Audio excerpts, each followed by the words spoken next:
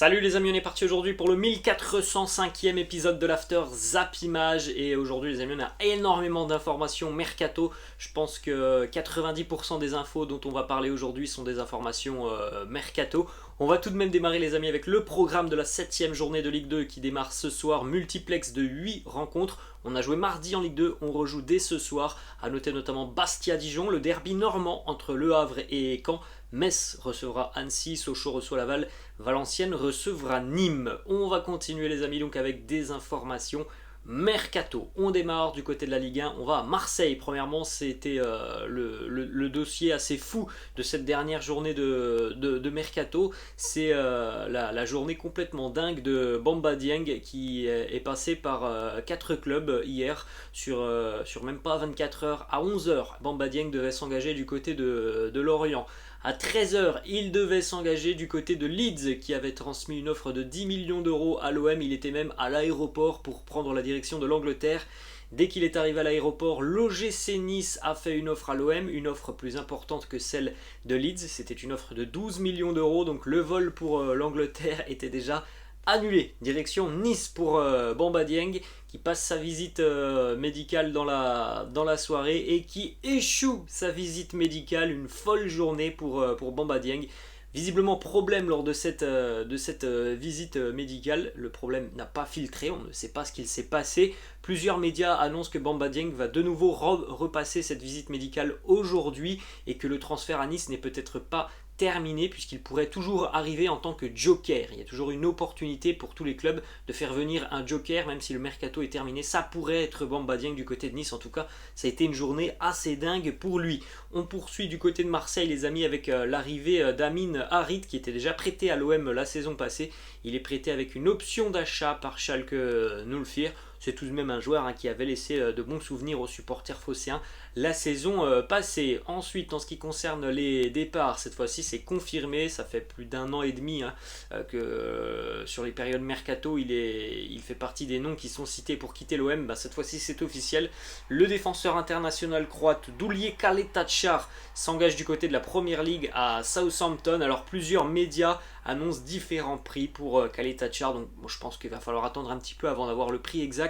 Ça varie entre 8 et 15 ou 16 millions d'euros, donc c'est pas tout à fait la même chose évidemment. En tout cas, Kaletačar sera du côté de l'APL. Ensuite, on enchaîne avec un autre départ côté marseillais, le latéral Jordan Amavi, qui ne jouait plus du tout du côté de l'OM. Jordan Amavi est prêté du côté de Retafe. On va continuer les amis avec une arrivée à Lille, un international algérien qui s'engage avec le LOSC. Adamounas quitte le Napoli et rejoint Lille contre 4 millions d'euros. Il rejoint Lille pour 2 saisons, plus une année supplémentaire en option. Il a consenti d'ailleurs à une baisse de salaire assez importante pour venir chez les Dogs. Première déclaration d'Adamounas qui nous dit: je connais déjà quelques joueurs, ce qui va faciliter mon intégration. Tout le monde en Europe sait que Lille est un des plus gros clubs en France où l'on pratique un football qui me plaît, où l'on joue beaucoup au ballon. Ça m'a tout de suite séduit. C'est vrai que le fait d'avoir aussi Paulo Fonseca en tant qu'entraîneur, ça peut évidemment convaincre certains joueurs de venir, parce que Paulo Fonseca a une réputation qui le suit, une réputation qu'il s'est forgée tout au long de la carrière d'un entraîneur qui fait bien jouer ses équipes. Ensuite les amis, on enchaîne avec le mano à mano entre l'OGC Nice et le Stade Rennais. Gaëtan Laborde prend la direction de Nice. L'attaquant rennais qui était arrivé à Rennes il y a un an rejoint la Côte d'Azur et va retrouver donc Andy Delors pour reformer le duo qui était assez explosif du côté de Montpellier il y a encore 2 ans maintenant. Et dans le sens inverse, c'est Amine Gouiri qui rejoint le Stade Rennais pour 5 ans jusqu'en 2027. Super joueur Amine Gouiri qui, à mon avis, devrait certainement retrouver tout simplement de la fraîcheur et se remettre un petit peu la tête à l'endroit en arrivant du côté de Rennes avec son style de jeu aussi très très offensif. C'est quelque chose qui peut correspondre à Amine Gouiri qui depuis quelques mois quand même traverse une période assez compliquée. On enchaîne les amis du côté de l'Olympique Lyonnais. Alors ça va pas concerner une arrivée, ça va concerner le dossier Oussem Aouar qui va rester à l'Olympique Lyonnais, alors que pendant 2 mois on a entendu beaucoup parler d'Oussem Aouar du côté de la Première Ligue. Au final, Lyon avait refusé donc cette offre de Nottingham Forest de 15 millions d'euros, alors que Aouar avait dit oui à Forest. et Wissam Aouar va donc continuer avec l'OL jusqu'à la fin de saison, et ce qui est dommage pour les Gaunes, hein, c'est surtout ça qui est dommage, c'est que le joueur il partira libre dans un an, à moins qu'il prolonge son contrat, mais voilà, je pense qu'on en est très très loin. Il partira libre dans un an, quand on sait que l'OL aurait pu le vendre pour 15 millions, quand on sait que l'OL aurait pu le vendre certainement 40 ou 45 millions d'euros il y a encore 2 ans à Arsenal ou Manchester City qui étaient intéressés, bah là le joueur il partira dans un an gratuitement, tout comme d'ailleurs Moussa Dembélé qui lui aussi pour le moment ne veut pas prolonger avec l'OL.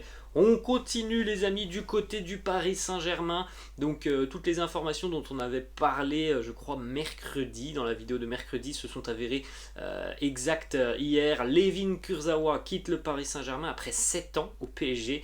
Bon, il n'a pas forcément laissé toujours de grands souvenirs, notamment sur la saison passée où il n'a jamais joué. Layvin Kurzawa signe en prêt à Fulham en Première Ligue. Il faut savoir que Kurzawa signe en prêt sans option d'achat, donc évidemment dans un an il sera de retour à Paris, en tout cas au niveau du salaire, bah voilà, ça libère un petit peu de masse salariale pour le PSG. Idrissa Gueye lui retourne du côté d'Everton, il s'est engagé avec les Toffees pour 2 ans. Abdou Diallo lui est parti du côté de l'Allemagne avec le RB Leipzig, un prêt d'1 an pour Abdou Diallo avec là en revanche une option d'achat. Autre départ, Julian Draxler, lui aussi c'était un indésirable du PSG, et puis bon bah pour Julian Draxler, s'il souhaite encore jouer le mondial, il fallait vraiment qu'il quitte le Paris Saint-Germain. Il a trouvé une porte de sortie très sympa, et d'ailleurs il retrouvera le PSG en Ligue des Champions, puisqu'il rejoint le Benfica qui est dans le groupe du PSG. Le Benfica qui très récemment, enfin il y a un an, avait réalisé un joli coup avec Julian Weigl. Donc voilà, il y a des Allemands depuis quelques années qui se dirigent du côté du Portugal, et ça se passe en général plutôt bien pour eux, donc espérons que pour Draxler ça soit quelque chose qui lui permette de se relancer, lui qui était arrivé quand même du côté de Paris pour permettre au PSG de remporter la Ligue des Champions, hein. C'est ce qu'il avait dit lors de sa première conférence de presse au PSG. Bon, ça ne s'est pas avéré être réel pour Julian Draxler. En ce qui concerne les arrivées du côté de Paris, la seule arrivée que l'on a eue hier, c'est celle de Carlos Soler qui s'est engagé donc avec le Paris Saint-Germain jusqu'en 2027 contre un petit peu moins de 20 millions d'euros. Première déclat de Carlos Soler qui nous dit: je me sens très fier et très excité à l'idée de commencer à travailler. J'ai toujours été un joueur très travailleur, j'essaie de m'adapter à ce que l'entraîneur me demande, je donnerai le maximum pour ce maillot. Autre information du côté de Paris, c'est Keylor Navas qui a annoncé hier, très tard dans la soirée, mais bon, avant que le mercato se termine, qu'il restait à Paris malgré tout ce que l'on a pu entendre aussi sur ce mercato, beaucoup de rumeurs qu'il envoyait du côté de l'Italie, à Naples. Keylor Navas qui nous dit: c'est le moment de vous annoncer que je vais continuer à travailler dur à Paris, sans perdre la foi, en aidant l'équipe autant que possible, sans abandonner et comme d'habitude en donnant le maximum chaque jour. Bon, Keylor Navas qui devrait, normalement, hein, évidemment les amis, se contenter du rôle de suppléant de Gigi Donnarumma, puisque Christophe Galtier a intronisé Donnarumma en tant que numéro 1 déjà depuis quelques semaine. Ensuite les amis, on continue toujours du côté du PSG, c'est le quotidien Le Parisien qui nous annonce que suite à l'échec du dossier Milan Skriniar, Luis Campos et Christophe Galtier réfléchissent à un changement de système pour le Paris Saint-Germain. Les deux hommes savent qu'il sera quasi impossible de tenir la saison à 3 défenseurs avec aussi peu de doublures, donc à voir comment joueront les Parisiens sur les prochaines rencontres. On enchaîne les amis avec une information du journaliste L'équipe, Loïc Tanzi, qui est le journaliste qui suit le mercato du Paris Saint-Germain depuis quelques années. Et Loïc Tanzi hier à la télé, donc sur la chaîne L'équipe, il a annoncé que Luis Campos et Christophe Galtier n'étaient pas satisfaits du mercato du Paris Saint-Germain. Ils n'étaient pas satisfaits de ce qu'ils avaient réussi à faire sur ce mercato. Il y avait des noms qui étaient cités déjà depuis et ciblés par le Paris Saint-Germain depuis quelques mois maintenant, qui ne sont pas venus, et même s'il y a beaucoup de recrues du côté du PSG, il semblerait que voilà, du côté de la direction, comme Luis Campos et Christophe Galtier, on ne soit pas satisfait de ce que l'on a fait sur ce mercato. Bon, on rappelle tout de même les amis que Milan Skriniar, du côté du PSG, on avait coché le nom depuis le mois de juin, ça ne s'est pas fait, et on a essayé jusqu'au dernier jour du mercato. Ça veut bien dire que voilà, c'était l'une des priorités du PSG, ça ne s'est pas fait. On rappelle aussi que pendant un mois et demi, le PSG était quasiment à chaque jour sur le dossier Scamacca, ça ne s'est pas fait. Donc voilà, c'est par exemple deux noms qui étaient des cibles du PSG et qui ne sont pas arrivés. On poursuit les amis du côté de l'Espagne. Déjà premièrement une petite information qui concerne le fiston de Zizou, Lucas Zidane, qui s'engage à Eibar jusqu'en 2024. Eibar est un club très ambitieux qui aspire à remonter cette saison en Liga. On rappelle que Lucas est gardien de but. On poursuit les amis du côté de l'Atlético Madrid. Alors là c'est une information hors mercato. Ce sont les nouveaux maillots, troisième maillot de l'Atlético Madrid avec ce design orangé. Bon, c'est un joli design mais c'est pas des couleurs que l'on voit habituellement. On enchaîne les amis du côté du FC Barcelone. Ça a bougé du côté du Barça hier. Deux arrivées chez les Catalans dans le secteur défensif. Premièrement le latéral Hector Bellerin fait son retour à Barcelone. Il a déjà connu le Barça étant très jeune. Il arrive en provenance d'Arsenal où il a quitté le club. Hector Bellerin s'est engagé pour un an avec le Barça. Il n'y a pas d'option pour une année supplémentaire. Donc Hector Bellerin passera sa saison au Barça et vraisemblablement quittera le club dans un an maintenant. Autre arrivée, celle de Marcos Alonso. Il arrive libre. Il s'était mis d'accord avec les Blues de Chelsea et l'annonce officielle devrait intervenir vraisemblablement dans la matinée. Donc une bonne recrue pour un joueur qui là aussi a été ciblé depuis quelques semaines par le FC Barcelone. En ce qui concerne Memphis, on avait beaucoup d'informations depuis quelques semaines en ce qui concerne Memphis. Il va rester au Barça. Il nous dit j'ai décidé de rester au Barça. Beaucoup d'infos qu'il envoyait du côté de la Juventus, de Chelsea. Memphis sera catalan cette saison. Le Barça a réussi hier à se séparer de Martin Braithwaite, le Danois, qui a rendu quelques services du côté de Barcelone.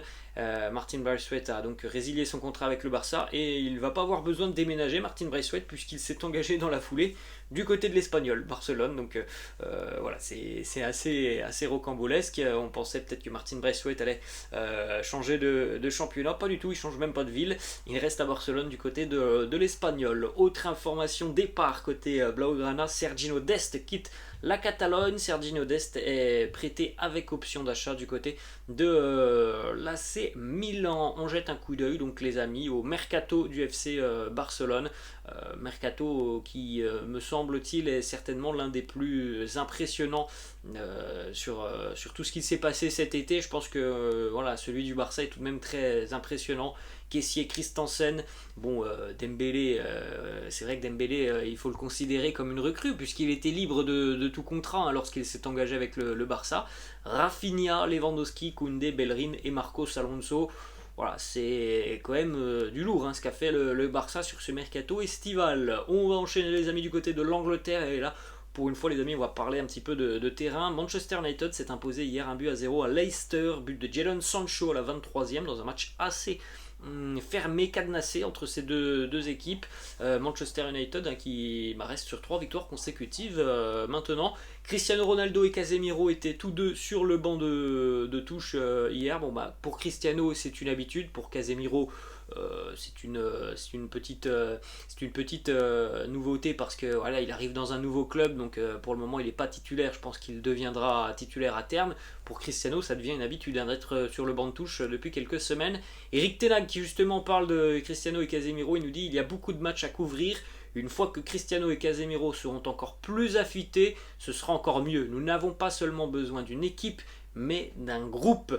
Eric Ten Hag qui souligne le très bon état d'esprit de son équipe. Il nous dit encore une fois, un bon état d'esprit et 11 joueurs qui se battent les uns pour les autres. Je suis content de ce clean sheet. Les 11 sur le terrain défendent et attaquent ensemble. Vous pouvez voir ce que nous sommes capables de réaliser. Prochain match pour Manchester United, gros test face à Arsenal. Il nous dit c'est un vrai test pour nous. Nous avons vraiment hâte d'y être. Nous devons être bons. Nous le savons et c'est un bon test pour savoir où nous en sommes face à Arsenal qui est leader de Première Ligue. Petite information les amis sur Leicester, début de saison très compliqué pour les Foxes qui sont derniers tout simplement de Première Ligue après 5 matchs, un petit point pour les Foxes. un mercato où on a vu personne arriver du côté de Leicester, où on a perdu Wesley Fofana en défense, où on ne s'est pas vraiment renforcé par rapport à la saison passée. Et pour le moment, les hommes de Brendan Rodgers sont en grande difficulté, vous pouvez le constater au niveau du classement, 20e et dernier avec un petit point. Arsenal est en tête avec 15 points, Manchester United fait son grand retour dans la première partie de tableau, les Red Devils sont 5e avec 9 points. On continue les amis avec une information mercato du côté des Red Devils. Martin Dubravka s'est engagé hier avec option d'achat. Il est prêté par Newcastle pour être le remplaçant de David De Gea. On continue les amis du côté de Chelsea. Ça a bougé aussi du côté des Blues de Chelsea hier avec deux arrivées. Pierre-Emerick Aubameyang s'est engagé avec Chelsea. Il y a signé un contrat de 2 ans plus une année en option. Il va donc retrouver Thomas Tuchel. On rappelle les stats d'Aubameyang avec le Barça. Il est arrivé au mois de janvier. 17 matchs, 13 titularisations, 11 buts, une passe décisive. Plutôt pas mal ce qu'a fait Pierre-Emerick Aubameyang sur son passage du côté de la Catalogne. Et puis on a une autre arrivée du côté de Chelsea qui devrait être officialisée aujourd'hui. Denis Zakaria, le milieu de terrain suisse de la Juventus, qui s'est engagé donc avec Chelsea. C'est un prêt d'1 an pour Denis Zakaria qui était déjà arrivé du côté de la Juve au mois de janvier. Ensuite les amis, on va du côté de Liverpool. Une recrue hier côté Reds, c'est Arthur, le milieu de terrain brésilien de la Juventus, qui s'est engagé avec les Reds de Liverpool, joueur qui était en grande difficulté avec la Juve. Il s'engage sous la forme d'un prêt d'1 an du côté de Liverpool, et on a appris tard dans la soirée que la Juventus avait réussi à inclure une option d'achat pour Arthur Melo, une option d'achat je crois qui est 35 millions d'euros, donc une somme assez élevée pour un joueur qui est en difficulté depuis quelques années. On verra ainsi du côté de Liverpool, ça lui permettra de se relancer. On continue les amis avec une arrivée du côté de Fulham. Il est de retour en Première Ligue après son exil au Brésil. Willian, l'ailier brésilien, est de retour en PL avec Fulham. Il y a signé un contrat d'1 an pour lui qui a connu notamment Chelsea et Arsenal. Ensuite les amis, quelques stats sur Erling Haaland qui a de nouveau inscrit un triplé en milieu de semaine. Regardez un petit peu ses stats. Sur ses 5 premiers matchs dans le championnat autrichien, il avait marqué 5 buts. Sur ses 5 premiers matchs de Bundesliga, il avait inscrit 8 buts. Sur ses 5 premiers matchs de Ligue des Champions, il a inscrit 8 buts. Sur ses 5 premiers matchs de Première Ligue, il a inscrit 9 buts. Voilà, il n'y a pas de temps d'adaptation pour Erling Haaland qui performe tout de suite. Peu importe où il arrive, où il joue, il performe tout de suite. On continue et on termine les amis cette vidéo avec les résultats complets de la 4e journée de Serie A qui s'est terminée hier avec 2 résultats. Le bon petit point pris par la Salernitana, un partout du côté de Bologne, et la victoire de l'Atalanta 3-1 face au Torino avec notamment un doublé de Koopmeiners.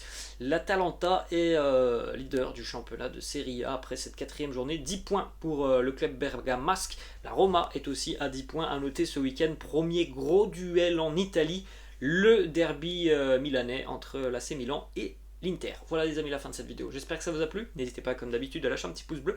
N'hésitez pas non plus à vous abonner à la chaîne. Je vous laisse et je vous dis à la prochaine. Ciao.